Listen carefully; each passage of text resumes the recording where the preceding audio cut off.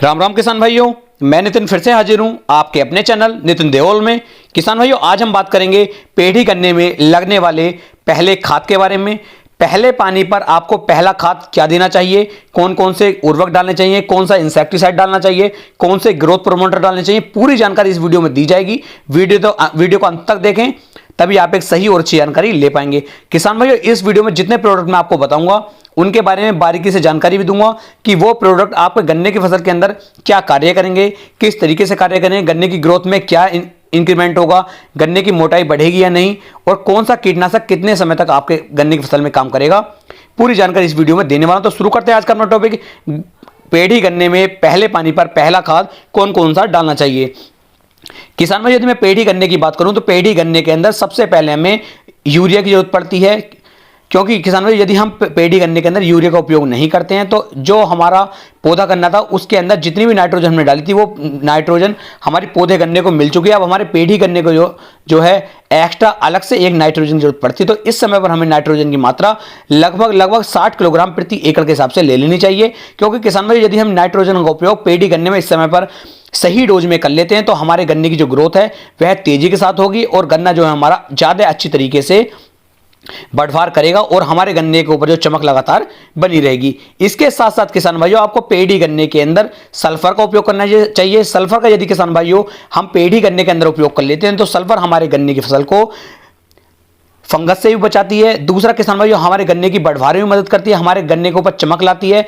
और किसान भाइयों, हमारे गन्ने के अंदर जो हमारी मिट्टी होती है इस मिट्टी को भुरभुरी बनाती है, जिससे कि जो हमारे गन्ने के अंदर टिल्डरिंग है, जो कल्ले हैं, जो ब्यात है, यह अच्छी तरीके से चलती है और गन्ने की ग्रोथ जो है तेजी के साथ होती रहती है। तो इस समय पर आपको सल्फर का भी बहुत ज्यादा उपयोग करना है।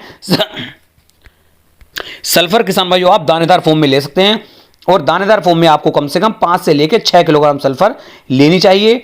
इसके साथ साथ किसान भाइयों, पेड़ी गन्ने में पहले पानी पर आपको या तो सागरिका या फिर बायोविटा, इन दोनों में से किसी एक अच्छे से ग्रोथ प्रमोटर को आपको और लेना चाहिए। किसान भाइयों, सागरिका की मात्रा कम से कम आपको 8 से लेकर 10 किलोग्राम प्रति एकड़ के हिसाब से लेनी चाहिए। यदि आप सागरिका का उपयोग इस समय पर गन्ने की फसल में करते हैं तो पहले पानी पर जब आप इसे डालेंगे तो किसान भाइयों सागरिका जो है लगभग 1 से लेकर 1.5 महीने के अंदर घुल करके तैयार होती है। तो आपके गन्ने के अंदर ये धीरे धीरे घुलती रहेगी और आपके गन्ने को ये बहुत अच्छी तरीके से विकास देती रहेगी। इसके अंदर 60 ऐसे पोषक तत्व डले हुए हैं जो हमारे गन्ने की फसल के लिए बहुत ज्यादा अति आवश्यक है, और यदि हम इसका उपयोग कर लेते हैं तो ये धीरे धीरे घुल करके हमारे गन्ने की जड़ों को मजबूती प्रदान करेगा, गन्ने के अंदर टिल्डिंग भी बढ़ाएगा, गन्ने की ग्रोथ भी बढ़ाएगा और हमारे गन्ने को आसानी से नीचे गिरने भी नहीं देगा। और किसान भाई, यदि हम इसका उपयोग करते हैं तो गन्ने की मोटाई में भी बहुत ज्यादा वृद्धि देखने को मिलेगी। तो इस तरीके से आप 8 से लेकर 10 किलोग्राम सागरिका का उपयोग भी इसके अंदर करें। अब बात कर लेता हूं एक अच्छे से कीटनाशक की। तो कीटनाशक के रूप में यदि मैं बात करूं तो किसान भाइयों, कीटनाशक के रूप में आपको जो है या तो आप कार्टेफ ले सकते हैं, या फिर आप फोरेट ले सकते हैं, या फिर आप फिप्रोनिल ले सकते हैं, जिसे हम रिजेंट के रूप से भी जानते हैं। यदि इन तीनों की डोज की मैं बात करूं, इन तीनों में से किसी एक को आपको लेना है, तीनों को नहीं लेना है।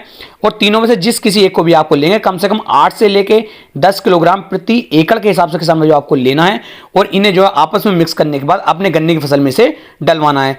एक बात का आप ध्यान दें कि जब इस खाद को आप डलवाएंगे तो जड़ों के पास में इस खाद को डलवाएं, इसका बिखराव आप ना करवाएं। यदि आप जड़ों के पास में से डलवाते हैं तो किसान भाइयों हमारा जो पौधा होता है तेजी के साथ इन खादों को ग्रहण कर लेता है, वो जल्दी कार्य करना शुरू करता है। और यदि हम इसका बिखराव करवाते हैं तो यह खाद पूरे खेत में फैल जाता है, ज्यादा अच्छी तरीके से हमारे गन्ने की फसल को नहीं मिल पाता है। तो किसान भाई, इस तरीके से यदि आप चलते हैं तो आपके जो गन्ने की फसल होगी इसकी टिल्डिंग भी अच्छी होगी, ग्रोथ भी अच्छी होगी, बढ़वार भी अच्छी होगी और गन्ने की जो मोटाई होगी यह भी बहुत ही अच्छी और शानदार निकल करके आएगी। तो उम्मीद है मैं आपको एक सही और अच्छी जानकारी दे पाया हूं। एक बात और, इन खादों को डालने के लगभग 24 घंटे के अंदर अंदर आपको पानी गन्ने की फसल को लगाना है। उसके बाद पानी अगली बार जब आप पानी देंगे तो कम से कम 10 से 12 दिन के बाद आपको दूसरा पानी जरूर देना है। पानी देने के बाद आप इन खादों को ना डालें, पानी देने से पहले इन खादों को यदि आप डालते हैं तो आपको ज्यादा अच्छे रिजल्ट देखने को मिलेंगे। उम्मीद है मैं आपको एक सही और अच्छी जानकारी दे पाया हूं। यदि वीडियो पसंद आई हो तो वीडियो को लाइक, कमेंट और शेयर जरूर करें। फिर मिलेंगे एक नई वीडियो में एक नई जानकारी के साथ। तब तक के लिए राम राम जी।